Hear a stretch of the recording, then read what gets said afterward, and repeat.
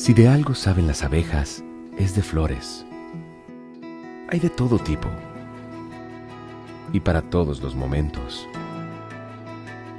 Lo importante no es solo su color, tamaño o forma, sino lo que hace sentir cada una. Y para esos sentimientos trabajan. Igual que el Banco Central, que trabaja para hacer florecer la economía y que sientas estabilidad. Para ese sentimiento de tranquilidad. Para ese sentimiento de crecimiento y desarrollo. Para que la primavera llegue a todos los sectores y los planes de muchos den grandes frutos. Banco Central de la República Dominicana, 75 años trabajando por una estabilidad que se siente.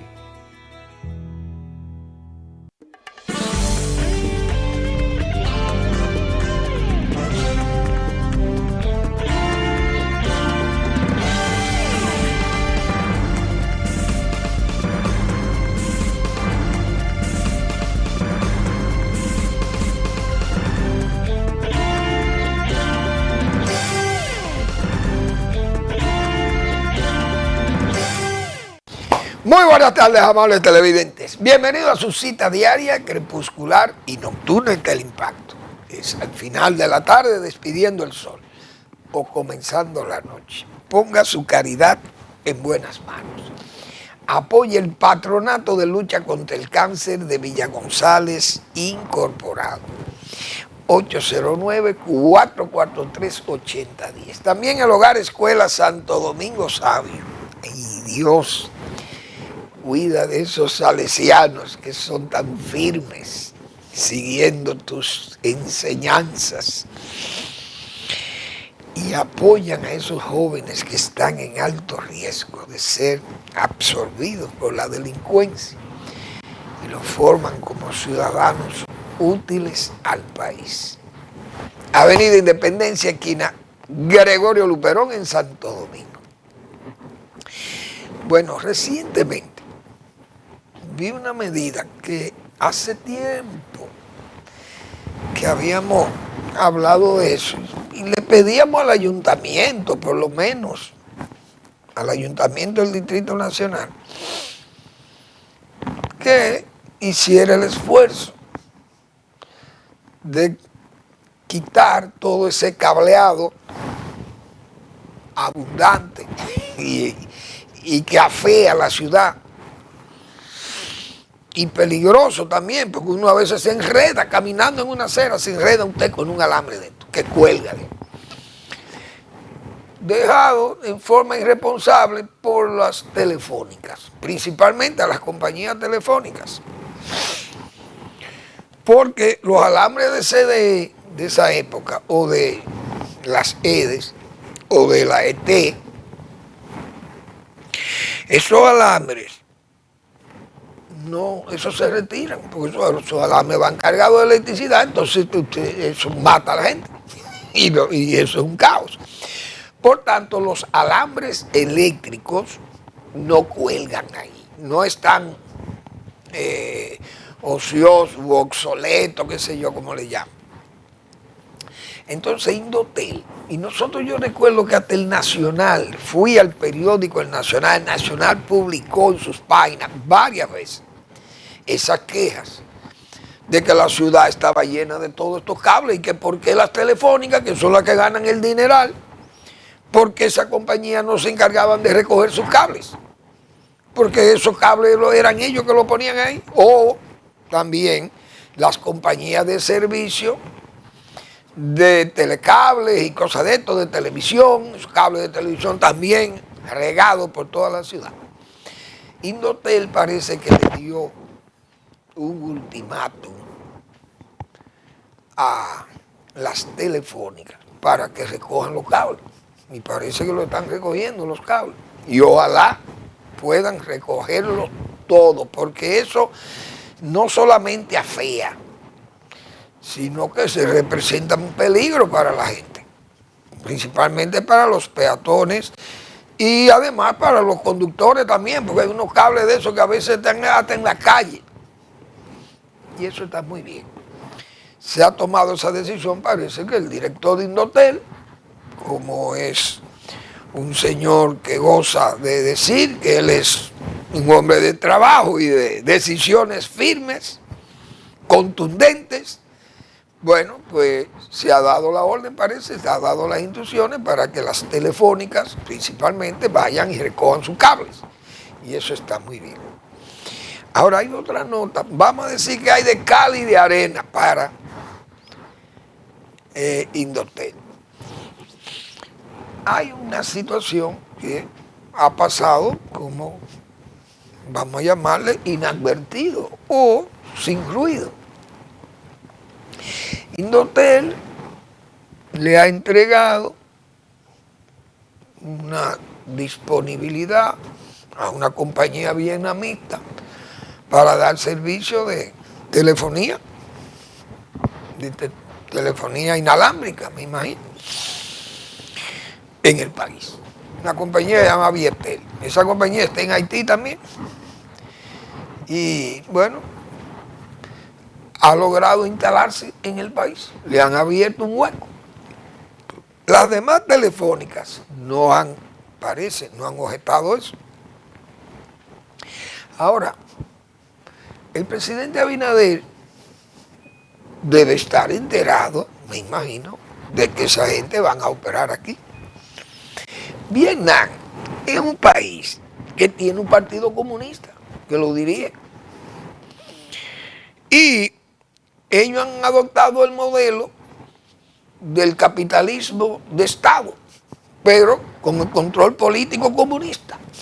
Ellos tienen control político comunista, pero no hay control económico en el sentido de que ellos tienen libertad de trabajo.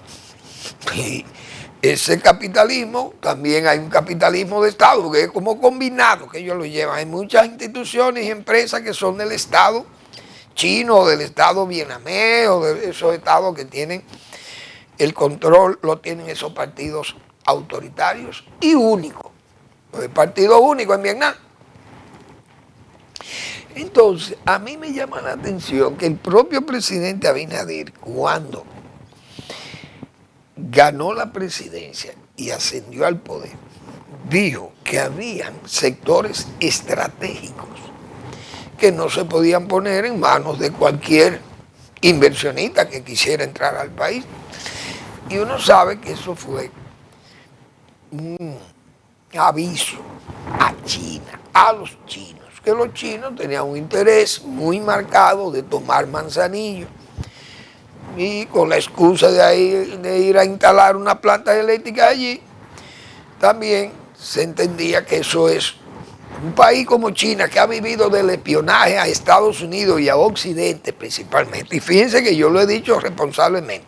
Ese país, usted no ve premio Nobel de China. Los premios Nobel chinos son los que están en los Estados Unidos o en Inglaterra, en Europa, trabajando en organismos de investigación o en universidades. Gente de origen chino que vive por tiempo ya en Occidente. Y pueden salir en grupos o en combinados de esos premios que se otorgan a varios, esos Nobel. Pero Nobel de China directamente, muy difícil. China ha vivido copiando las tecnologías de Occidente, principalmente de Estados Unidos, y a eso se ha dedicado su espionaje, un espionaje tecnológico, industrial, etcétera, etcétera. Bueno, entonces, si el presidente Abinader dijo eso, ¿por qué se le concede a una compañía que, aunque Vietnam muestre cierta apertura, sigue siendo un país comunista? Y además, un país que sus intereses o lo de China le pesan más que los intereses de Estados Unidos a Vietnam. Por más que Estados Unidos se acerque y se haya acercado a Vietnam y le ayude y se intervengan las inversiones allí, igual que en China. Pero si Estados Unidos invierte en China, invierte en Vietnam, y entonces se pone bravo si nosotros aceptamos los chinos aquí, lo más lógico es que no aceptemos los vietnamitas. Porque, repito, por más democráticos que sean los vietnamitas, siguen siendo el Partido Comunista el que dirige esa gente allí. Y a la hora de la verdad, digo yo, esa sangre china o esa sangre asiática pesa mucho. Y esa gente van a pensar o actuar como los chinos, porque esos son sus vecinos más cercanos. Y eso es muy evidente en Asia, se apoyan todos. Solo Japón, porque Japón tuvo problemas con ese sistema imperial japonés. Los japoneses prácticamente sojuzgaron a todos los asiáticos de esa época, de la época antes de la Segunda Guerra Mundial. Y había muchos problemas con los japoneses, coreanos, chinos y todas esas, filipinos, etcétera. Toda esa gente pasó muchas, diríamos, muchas crujías con esos japoneses en esa época. Pero, repito, no sé cómo esto se va a interpretar en Occidente, digo yo, con las empresas occidentales que operan la telefonía móvil aquí en el país. No lo sabemos, pero eso habrá que ver cuál es el efecto que eso pueda tener en las relaciones nuestras. Bien, Celso Marrancini ya no está en las EDES.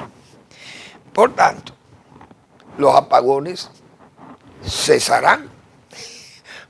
Celso se va, cesarán los apagones. Pero cuando tengamos la verdad encima, la realidad de la hora encima, nos vamos a dar cuenta que el problema no era Celso. El problema es que República Dominicana tiene un déficit, desde luego. Hay que entender que el gobierno dominicano ha actuado tarde, porque el gobierno dominicano solo se ha encargado de promover licencias para que la gente del sector privado instale o no convencionales o convencionales, plantas de energía.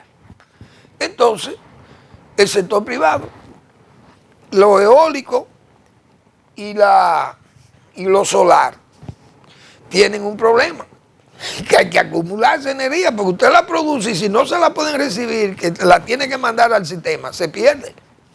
Entonces hay que tener donde acumular la energía que genera la luz solar o la que genera el viento. Hay que tener una carga para que usted la pueda luego servir. Entonces eso tiene sus problemas, porque parece que esas baterías que recargan son muy caras. O no sé si es que el sistema es complicado.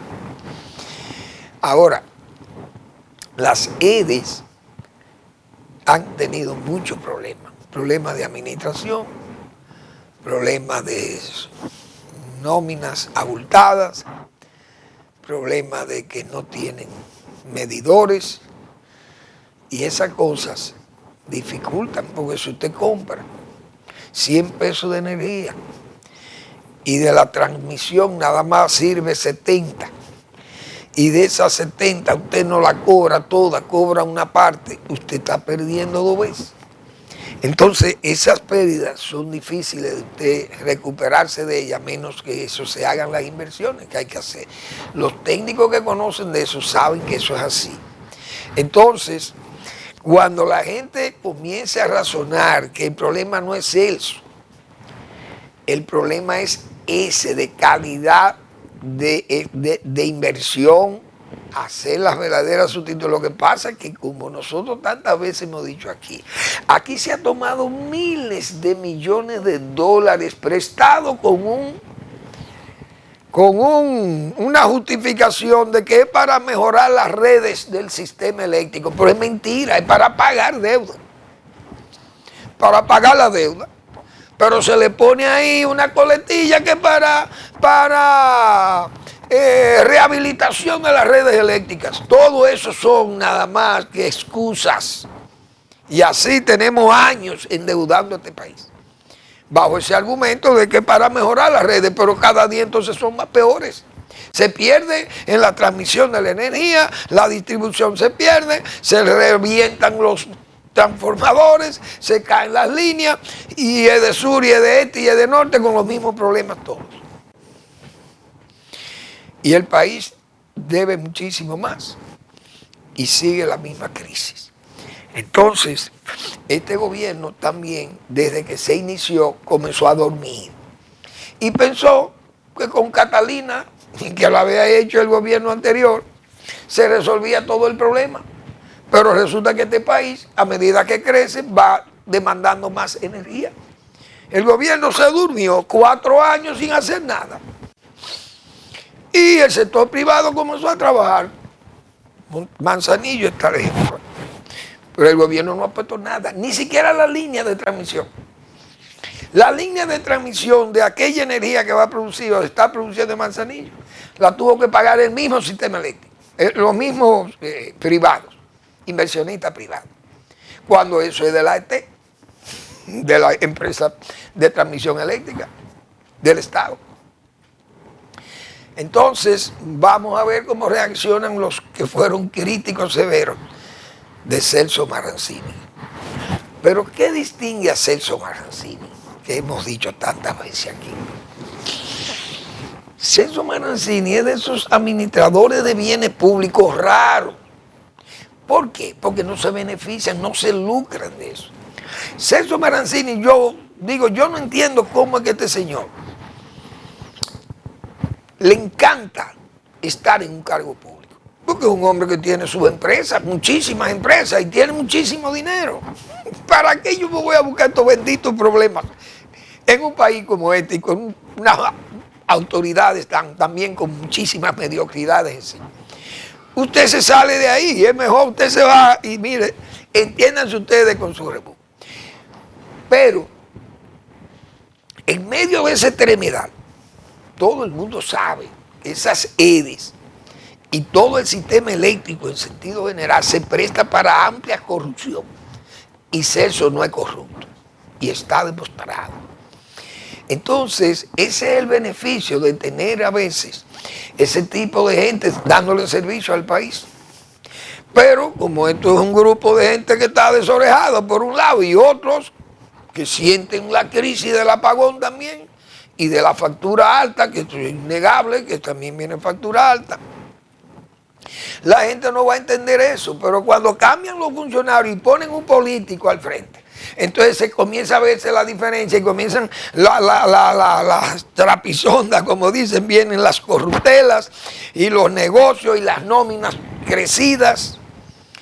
Y ustedes verán las EDES, cuando le cambien los administradores y pongan administradores políticos, ¿qué es lo que va a pasar ahí?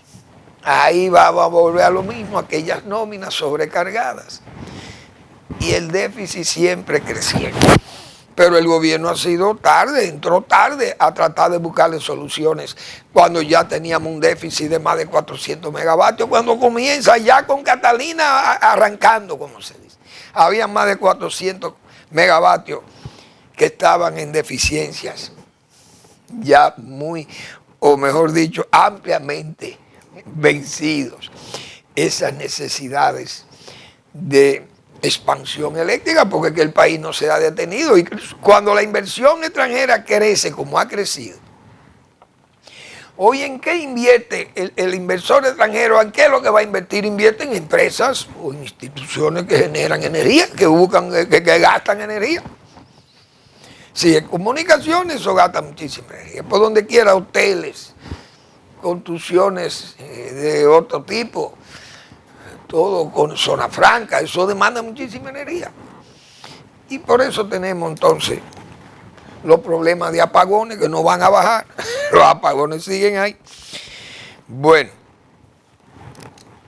a veces yo no sé, a veces el adanismo es malo para los funcionarios y para la gente que alaba a los funcionarios.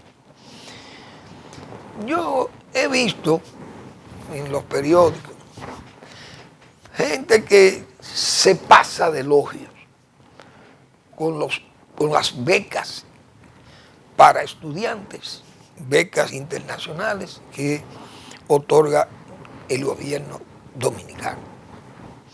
Ahora usted oye todos estos elogios a estas becas que está entregando el gobierno del presidente Abinader y que nunca antes se había hecho eso aquí.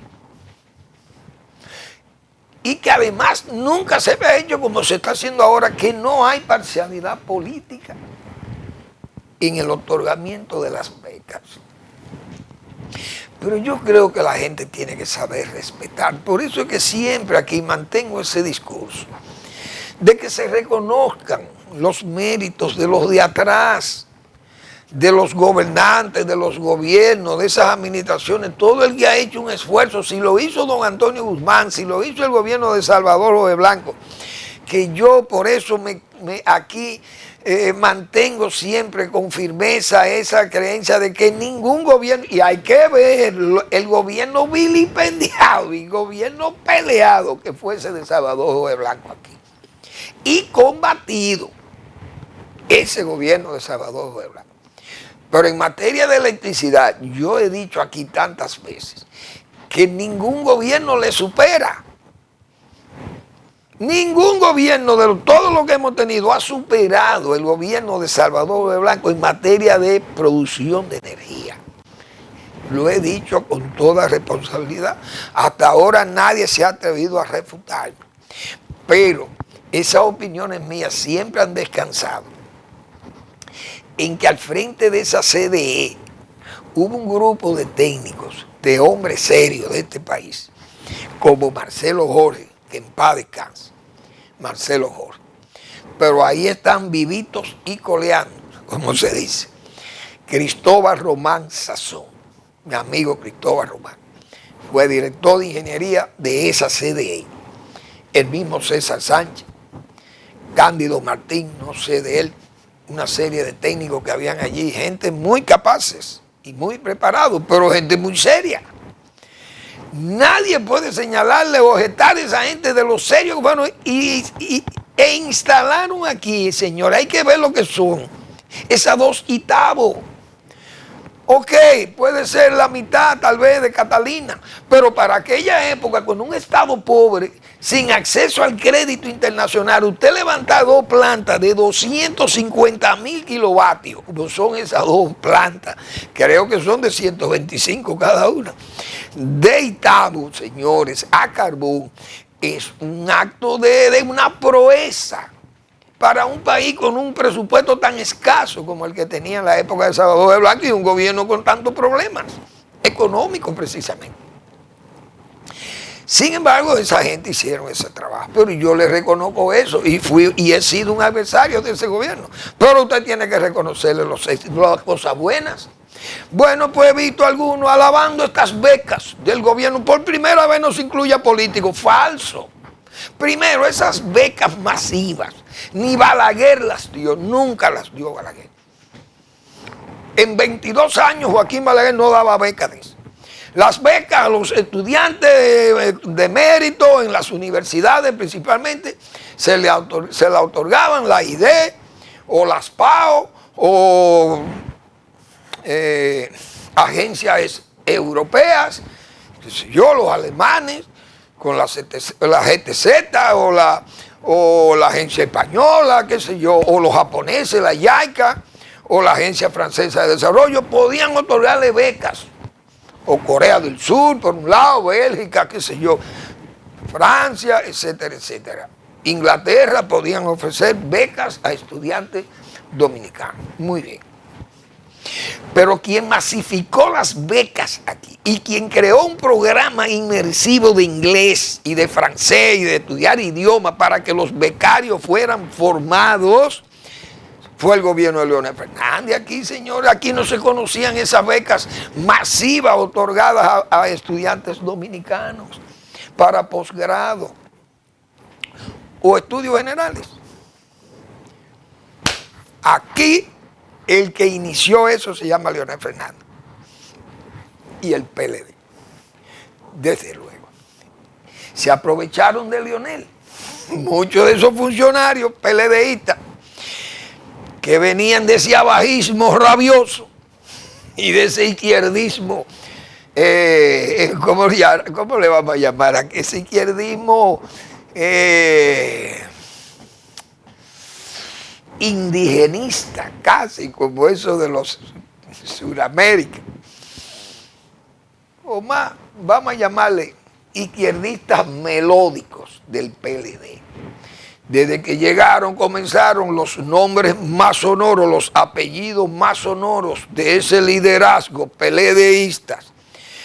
Como venían con esa hambre, como se dice, hambre de poder, agarraron las buenas becas, como se dice, y se las dieron a sus hijos. Y todo el mundo recuerda que era espectáculo. A becas otorgadas en la Universidad de Cornell, la Universidad de Colorado, en la Universidad de Berkeley, California, qué sé yo, Harvard University, bien. Y muchos de esos becarios eran los hijos de los principales funcionarios y directivos del PLD. Eso fue escandaloso, pero no fue Leonel Fernández. Leonel no mandó un hijo de él ahí, ni un hermano, ni un sobrino, ni nada. Pero era un presidente, Leonel, que como se dice, le toleraba a sus amigos y a sus compañeros de partido. Se repartieron esas becas, pero eso no fue óbice para que se repartieran 40 o 50 becas de esas, pero se otorgaran 9,000 becas a otros. Entonces usted tiene que reconocerle eso a Leonel Fernández, que abrió aquí el espacio de becarios, pero becarios ya formándose en inglés, con el idioma inglés para ganar tiempo y ganar mejor conocimiento de los estudios. Y las consultas que se hacen, todo está prácticamente en inglés. Los grandes textos tecnológicos están en inglés. Pero no se quiere, no, se engloba todo en aquellas 12 o 14 becas de los hijos de prominentes PLDistas que se aprovecharon de eso, como para ponerle un sello de identidad de que las becas del PLD se las cogían ellos. Pero ahí hubo muchísimos becarios, de más, por todo el mundo, fueron becados. Pero esa beca masiva aquí, quien la otorgó por primera vez fue el gobierno del PLD de Leonel Fernández. Reconózcanle eso, creo yo. Vamos a una breve pausa y seguimos.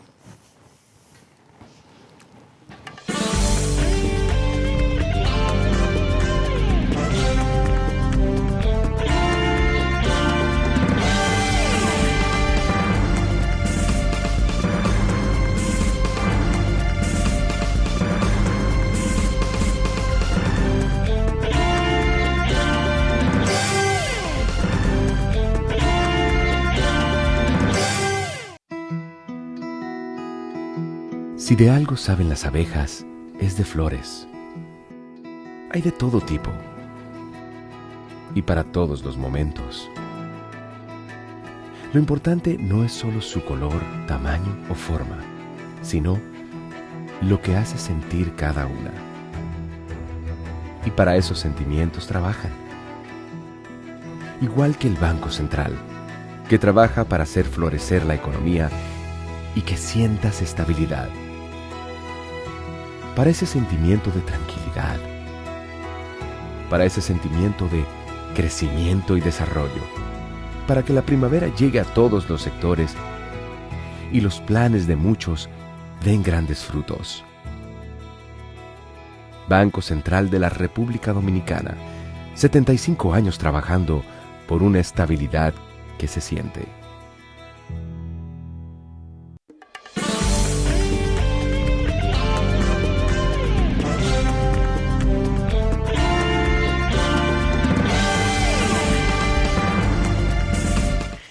Muy bien, vamos a seguir con el programa. También, ¿por qué no? Voy a incluir a Balaguer también en esto. En el mundo, con este asunto del niño y la niña, esas condiciones climáticas que se están verificando en esas zonas, diríamos tropicales o subtropicales del Pacífico Sur y el Atlántico, principalmente el Pacífico, que ha generado lo que se llama la niña y el niño. esas aguas calientes y frías y vientos, han creado muchos problemas o de inundaciones, de exceso de lluvia o sequías muy prolongadas y peligrosas, dañinas, porque han ido arruinando cosechas, han ido arruinando la foresta, han ido arruinando la vida animal, faunística y florística, vamos a llamarle así. Las cosechas y todo se afectan con las sequías.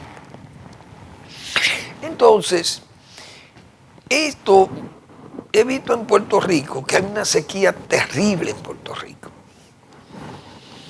Puerto Rico es muy pequeño, obviamente, un país no tiene ríos grandes, no tiene estas cosas donde usted pueda hacer grandes o pequeñas o medianas represas. Entonces Puerto Rico casi vive de la como dicen, del ventarrón, como está en el trayecto de las lluvias o de los ciclones y huracanes y de las vaguadas y todo, pues se aprovecha de eso. Pero hay momentos que también la islita es tan pequeña que la brisa se va, parece, por otro lado, pero tiene problemas de sequía muy serios Puerto Rico. Okay. República Dominicana tuvo un hombre previsor y el día 1 de septiembre pido yo, sin pecar de exagerado, que se le prendan velas a San Balaguer. Oigan bien, dominicanos conscientes de este país. El día 1 de septiembre, que es el cumpleaños del nacimiento de Joaquín Balaguer, los dominicanos debemos ir en penitencia. Los que tengan conciencia, repito, debemos ir en penitencia a prenderle un velón a San Balaguer, santo del agua dominicana, no de la lluvia, no, santo del agua, San Balaguer, santo del agua guardada, del agua para mayo, del agua de aljibe, o como se le quiera llamar, o el agua estancada, o el pantano, etcétera, etcétera. Porque eso se llamó un presidente con visión de Estado, hombres de Estado, que es lo que causa las deficiencias graves que tiene este país. Hoy, responsablemente lo decimos. Gracias a esa visión de Balaguer, hoy tenemos este país tranquilo. Ustedes se imaginan San Francisco de Macorís y Tenares, dos pueblos rebeldes, muy rebeldes, que no le aguantan pusilanimidad a nadie, porque ahí no hay cobardía en esos dos pueblos. Sin esa agua de la presa de Rincón, esos acueductos de esa zona, ¿dónde estuvieran? Pero ¿dónde estuviéramos nosotros sin el aprovechamiento total de esa cuenca del Nizao, desde Mahomita allá arriba y el río Nizao, para crear Higüey, Aguacate, Valdesia, Las Varillas y el acueducto Valdesia Santo Domingo para suministrarnos agua a nosotros aquí en Santo Domingo, o la presa de Sabanayegua, o la presa de Sabaneta, o la presa de Monción, que mantiene todos esos acueductos del noroeste. ¿Dónde estuviéramos? O Atillo, Blanco, ¿dónde estaríamos nosotros? Obao, Angostura, Tavera Bajo, mejor dicho, y López Angostura, ¿dónde estuviéramos? Repite Manuel Fermín. Pero además, las damas, señores, había que tener una visión de Estado para eso. Por eso pido, vamos a prenderle vela el día 1 de septiembre a San Balaguer, santo del agua acumulada en la República Dominicana. Ya yo pedí para un boquecito que hay ahí, ese boque del botánico, yo le puse boque Balaguer, porque el hombre se encargó de cuidarnos la vida para mañana. Y esos hombres de Estado, por ejemplo en España, el generalísimo Francisco Franco, que fue un gobernante con visión de Estado también, fue un dictador, 36 años, gobernó del 39, él murió en el 75, y murió en su cama, transformado conductor del Estado español. Porque de la fuerza y de todas aquellas durezas de ese régimen, fue transformándose en un régimen más o menos liberal, hasta que terminó en monarquía ahí con el rey Juan Carlos. Y murió Franco. Pero Franco, señores, construyó entre 400 y 500 pantanos en España, sabiendo que esas sequías son muy dañinas y muy peligrosas. España tiene más de 500 represas construidas en el gobierno de Francisco Franco. Balaguer, que vivió en España y sabe, porque estudió allí, vivió y trabajó allá en el cuerpo diplomático, y comenzó a ver aquello también, y viendo esa sequía de ese levante español también, y vio con ojos, como dicen ya, viendo la verdad con ojos críticos, viendo nuestro país, y dijo, hay que hacer esto con nuestros ríos allá en las grandes gargantas que tengamos en las montañas. Vamos, cuando yo vaya voy a hacer esto. Pero resulta que Balaguer en el 1961, siendo presidente, aunque títere del país, pero ya en el 62 fue, vamos a decir, legalizado como presidente del Consejo de Estado. ¿Y qué hizo ese señor? Fíjense la vocación de Estado que tenía Balaguer. Antes de irse al exilio en el 62, en enero del 62, Balaguer dejó los fondos, el dinero para que se construyera la presa de las Damas, allá en Duvergé, que gran servicio le da a todas esas comunidades. Principalmente a Piedra Gorda, aquel proyecto donde estaba Macanté, que en paz descanse, Macanté. Y ese proyecto, Las Damas, no, Balaguer se fue al exilio, dejó el dinero, pero ¿usted cree que le hicieron? Cuando él viene, ¿qué hace la presa de Las Damas? Comienzan a trabajar. Y eso se reprodujo con las demás represas que yo acabo de mencionar. Y hoy tenemos millones de metros cúbicos de agua acumulada, guardada para el que el pueblo dominicano la use, gracias a esa visión de Estado de aquel hombre que más que un hombre de Estado, Manuel Fermín se ha permitido llamarle un doctor de Estado a Joaquín Balaguer. Así que el día 1 de septiembre, que viene ahora, vamos para el cementerio Cristo Redentor a prenderle vela a San Balaguer por el agua que nos dejó. Fíjense los problemas graves de sequía que enfrentamos también aquí. La línea noroeste, hemos visto las quejas llamando, clamando por el agua para los animales que se les mueren de sed. El sur tiene todo aquel complejo hidráulico que hizo Balaguer y quedan como testigos ahí para que este gobierno que ha sido inepto en esa materia porque no se ha atrevido a fajarle a Montegrande, no se atreve. Y yo tengo años ya hablando de Montegrande, que ya neseo, lo sé. Pero ante evidencia como esa, pues usted me dice a mí, mire, este gobierno no conoce nada de represa. Por tanto, es muy difícil exigirle a estos novatos, a esta bisoñez, que haga una presa de esa envergadura. Bueno, pues vamos a respetar la bisoñez, la inexperiencia, y no forzar. Bien. Pero es que no, es que ya el país es maduro, conoce la represa y en su manejo. Pero es que estos no son gobiernos que tienen el empuje. Entonces reciben muchísimos elogios de muchísimos alcahuetes y muchísimas plumas y voces de alquiler, como yo le llamo. O de vocerías interesadas. Por cualquier cosita pintan una instalación deportiva y eso es eso es un homenaje.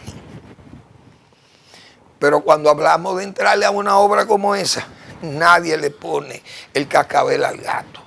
Exijámosle al gobierno que ha tenido la ligereza de endeudarnos más, llevamos 84 mil millones de dólares el país, y que se alegue que no hay dinero para hacer un canal de riego allí.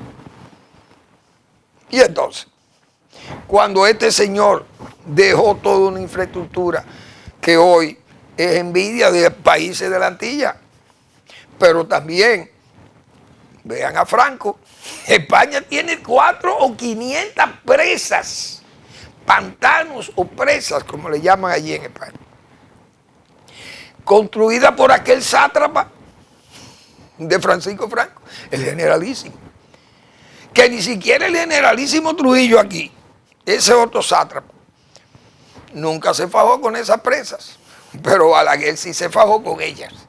Ese neosátrapa de Balaguer se fajó con su presa, están ahí hoy como testigos y como guardianes de un pueblo que puede sufrir de sed. Pero gracias a San Balaguer, repito, tiene esos pantanos full de agua todavía que nos sirven de garantía, por lo menos, para que no muramos de sed. Así de quizá de fácil de explicar. Muy bien.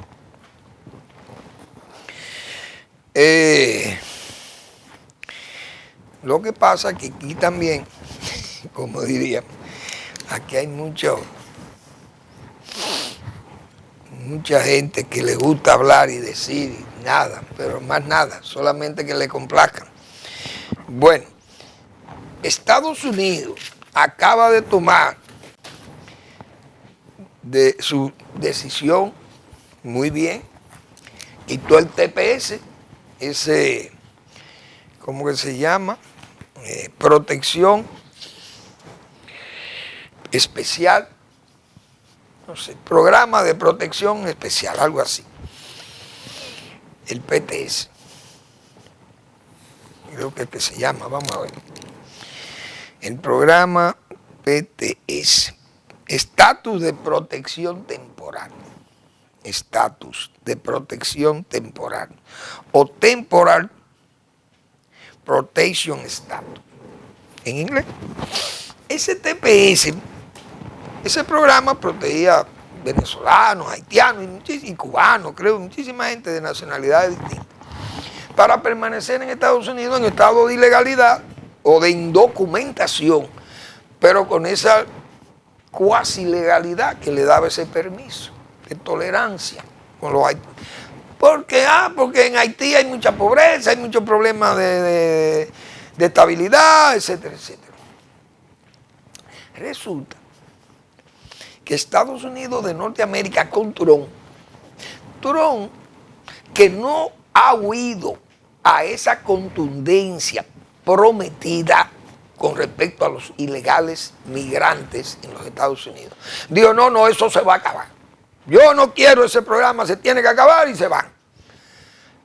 ¿Qué alegaba siempre Haití? Cuando nosotros queríamos levantar esa bandera de lucha para sacar a los haitianos de aquí, decían los haitianos, no, si bien este país no resiste, que vengan y nos manden los haitianos para acá porque se van a morir, nos van a meter más presión al hambre en Haití y a las luchas y las bandas, y todo el que venga lo van a matar. Siempre nos ponían ese frontón a nosotros, como para que nosotros no sintiéramos esa pusilanimidad de la cobardía, que nunca nosotros hemos renunciado a eso los dominicanos, porque en eso sí estamos claros, defendiendo nuestros derechos. Entonces, en República Dominicana se le ponían todas esas trabas y se izaba ese derecho, se izaba como que República Dominicana abusaba de Haití, que es un país pobre, con toda la gente muerta de hambre allí, nosotros devolviéndole masivamente, y Naciones Unidas y todos los críticos y mercenarios y traidores, a nosotros nos ponían el mazo, que no podíamos deportar masivamente. Entonces Trump, ahí está en Haití, y lo reciben. ¿Por qué? Porque Trump dijo, en su promesa, se van, porque ya Haití está en una situación que puede recibirlo, de cierta seguridad, y se está trabajando para ello. Los haitianos están callados, no han dicho nada, le están recibiendo su gente. Como ellos han entendido, Marco Rubio y Trump entendieron que República Dominicana ya tiene demasiado haitiano aquí, que estamos fundidos de haitianos. firmaron un documento con nosotros para no mandarnos haitianos deportados, adultos ni niños. Muy bien, pero los haitianos están calladitos, recibiendo. ¿Por qué no atacan a Trump y le dicen las cosas que nos decían a nosotros, de xenófobos, y que generábamos apatridia, y que no queríamos saber de los haitianos, y que Haití no podía resistir que le mandáramos en masa sus nacionales aquí? Y Naciones Unidas justificaba eso. Hoy están callados. ¿Por qué? Porque Trump no es República Dominicana y Estados Unidos no es República Dominicana. Vamos a la pausa.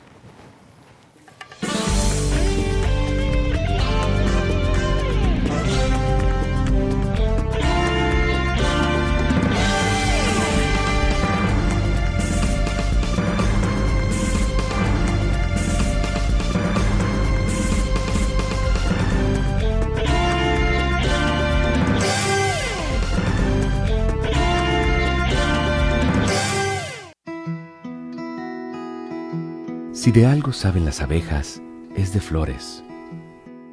Hay de todo tipo y para todos los momentos. Lo importante no es solo su color, tamaño o forma, sino lo que hace sentir cada una. Y para esos sentimientos trabajan. Igual que el Banco Central, que trabaja para hacer florecer la economía y que sientas estabilidad. Para ese sentimiento de tranquilidad, para ese sentimiento de crecimiento y desarrollo, para que la primavera llegue a todos los sectores y los planes de muchos den grandes frutos.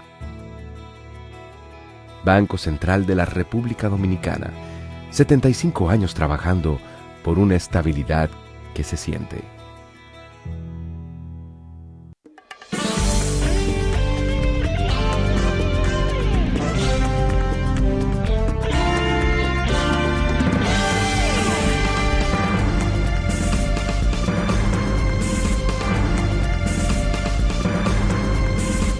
Bien, les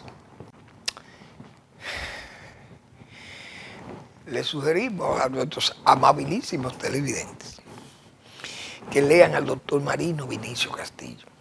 Precisamente trata esos temas migratorios. Ceuta es un espejo. Esos problemas con Haití que hemos dicho nosotros, lamentablemente el pueblo dominicano nunca, ante nada, el pueblo dominicano ha retrocedido en forma pusilánime o con pusilanimidad. Nunca ha retrocedido defendiendo cuando se nos quieren conculcar los derechos. Pero hemos tenido unas autoridades que guardan silencio ante esos ataques. Y no, tal vez no lo hacen a redes, pero es por temor. No se atreven por temor a defender este país. Y hoy tenemos 500 asentamientos o 496 asentamientos de haitianos en República Dominicana y está fundido. Ahora, en el momento que queremos sacarlo en masa, sale una mesa de inmigrantes y salen unos voceros y mercenarios y traidores dominicanos y agentes de Naciones Unidas criticando. Por eso digo, ¿por qué no le fajan a Trump? Vayan donde Trump y díganle a Trump que no lo mande allá, que lo van a matar en Haití. Si lo mandamos nosotros, lo matan. Pero si lo manda Estados Unidos, no lo matan. Callado el gobierno, el estropajo que hay allí de gobierno en Haití. Porque así es que está diseñada la política antidominicana. Y la complacencia de las autoridades nacionales, lo vimos en el gobierno de Danilo Medina y lo estamos viendo en este mismo gobierno, que a pesar de que dice que saca 250,000 más, bueno, cientos de miles de haitianos, pero no se reducen los campamentos como hizo Francia, Sarkozy. Todos los romaníes que son esos gitanos romaníes los sacó todo y le levantó los campamentos y le pegó fuego. Pero era la Francia, ahí se podía hacer. y Estados Unidos los deporta y se puede hacer. Pero República Dominicana no puede hacer eso. La Francia sí lo hizo con Sarkozy. Pero República Dominicana está como esa daga. Pero es por la pusilanimidad de las autoridades nacionales, no del pueblo, repito, que no ha retrocedido pusilánimemente de nadie cuando se nos trata de conculcar los derechos que tenemos como pueblo independiente. República Dominicana desde los tiempos de Duarte. Vamos a estar claros, o desde antes. Porque vamos a hablar habrá que hablar hasta los tiempos de Juan Sánchez Ramírez. Dios mío. Me voy a permitir leer los precios de los combustibles. El gas natural, 43.97, no cambia. GLP, 135.20, no cambia. El Aptur para los aviones, 297.49, subió 11 pesos con 3 centavos. Ay, Dios mío. Querosén, 336.70, subió 12 pesos con 10 centavos. Esos son combustibles de aviones, lo que traen turistas. Señores, chequen eso. Fuel Oil, 165.96, subió 6.90. El Fuel Oil, 1%, 193.99, subió 3 pesos con 96 centavos.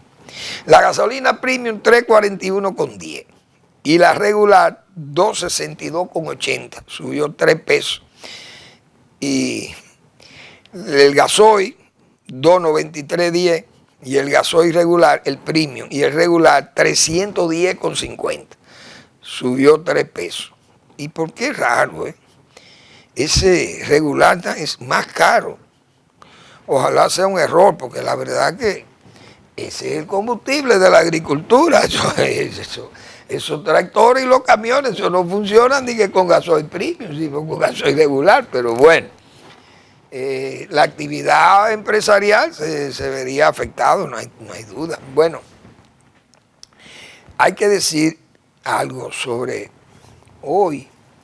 Hay un editorial de Diario Libre. Nosotros hemos dicho aquí que ya estamos en ese periodo regresivo y que el presidente debe pensar su gobierno, hemos dicho nosotros, y ponerle atención a esos funcionarios mediocres y estructurar su gobierno de tal forma que pueda salir bien él, bien parado, bien librado, y que mañana no tenga que dar excusas o andar con el juidero del borrón y cuenta nueva, de la apelación exculpatoria o el sofisma como escudo de la persecución política. Hemos dicho todo eso. Pues hoy hay un editorial del periódico Diario Libre en la recta final, que sería bueno que el presidente con recto juicio lea ese editorial, que va en ese camino que nosotros también hemos planteado aquí. Como dicen ellos, los errores de ahora en adelante son dobles y los errores de otros se le pegan al presidente. Por eso hemos estado nosotros diciendo aquí que el presidente tiene que ir profundo y hacer un gobierno que lo libere de todo eso de lo que le va a caer mañana. Lo hemos estado diciendo aquí. Por eso le puse atención a ese editorial del Diario Libre de hoy, en la recta final, que es también lo que nosotros hemos llamado ese tiempo de regresivo del periodo presidencial en que entra el presidente de la República y su gobierno. Que tenga eso en cuenta, porque hay muchos errores que terminan siendo verdaderas fatalidades para los gobernantes, y nosotros tenemos ejemplos de más en este país. Gracias por su atención y nos vemos el lunes en otra entrega de Al Final de la Tarde, despidiendo el sol o comenzando la noche.